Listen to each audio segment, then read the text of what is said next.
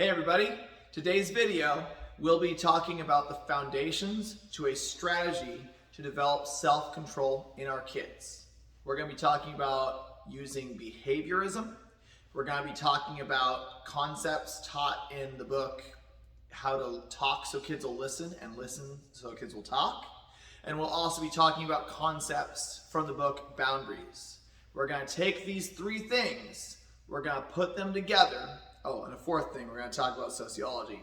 We're going to take these four things, put them together to create a strategy to improve the self-control in our children without crushing them.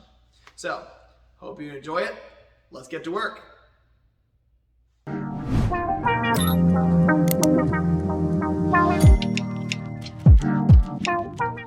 Hey everybody, this is Carson Clues with ATA Martial Arts Kaiser, and we are going to start a series within the Parenting Hacks series, and it's going to go specifically over strategies to help increase kids' self-control. Again, the whole goal of the Parenting Hacks series is to take, as a reminder, we assume all parents love their children, all right? However, we also know that some parents are experiencing more stress and less enjoyment of the parenting experience than others. And so we want to help parents lessen the amount of stress and increase the amount of enjoyment. And we believe it is possible. So this video is less practical and is more, let's talk strategy and that sort of thing. The next several videos are going to tie into this. So we're going to be discussing self-control. How do we emphasize self-control of the kids? Before we even get started, it's based on this. First of all, the parent has to believe that the child is able to have more self-control. A lot of parents don't quite believe that with their kids. And then obviously it's going to be more difficult for younger kids. But the sooner we believe that they can have self-control, the sooner we as parents can be intentional about ways to reinforce that self-control and grow that self-control. I'm going to tell you that I know this from watching a lot of kids, that it is surprising how capable they are of self-control. But how can we do that in a positive way without crushing them? Well, let's talk strategy. So parents, we as parents, we've got two jobs. We are not, how do I say this in the video? Teaching our children the way that they should go, teaching our children how they should behave is not the only job of a parent. It's not the only job. Our job is more than that.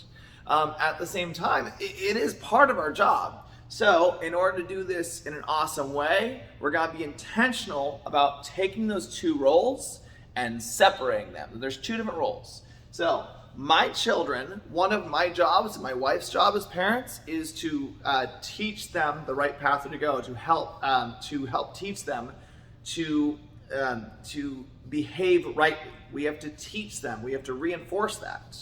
But also, there's something specific with our kids. We have to love our kids. We have to enjoy and build the relationship. So we have two jobs. Number one is part of it is we want to connect with our kids. When our kids are down, we want to comfort them. We want to just enjoy our kids and let our kids enjoy us. And sometimes we need to not have an agenda. We need to just be with our kids. And so the relationship is one part of it.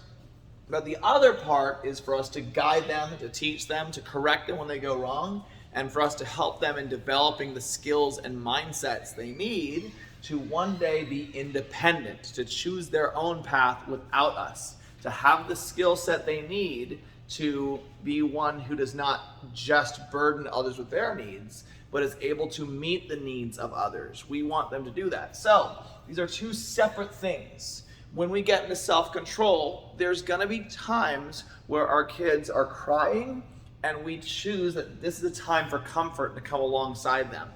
There's going to be times where our kid is crying because of selfish decisions and we're going to need to go that direction. But our kids, I have discovered, they're always smarter than we think they are. I believe that we as adults often overestimate our communication abilities to kids and we underestimate how good kids are at problem solving.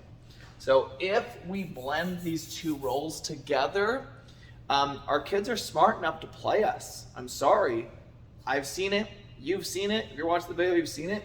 You've seen a kid who blurs these. They cry to get their parents closer so that they don't have to obey the directions.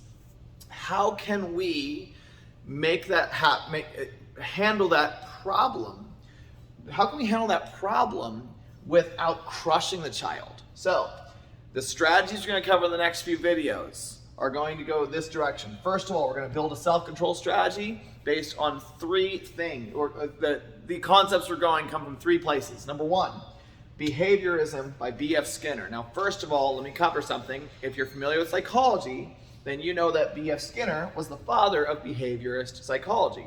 You also know that he's the reason why a lot of psychological organizations have an ethics department, because he did way too much of looking at this and completely ignored that in his personal life. So the knowledge he has in forming behaviors was valuable, but whether he's a good person to follow ethically, not so sure about that. So we are going to follow what he says about this, but we're not going to ignore this stuff over here. Second thing our strategy is built on, the book Boundaries with Kids by Henry Cloud and John Townsend. If you know their series of books on boundaries, you know how incredible it is for relationships with family, with kids, with parents, with spouse, all this stuff. And then finally, a book from, I think, 1985, How to Talk So Kids Will Listen and Listen So Kids Will Talk. It's an incredible book. One of the things that it covers is the idea of not arguing with your child's feelings, but learning how to teach your child to grapple with those feelings, respecting the feelings of the child without letting the feelings take over your life. So we're going to build a strategy in the next few videos.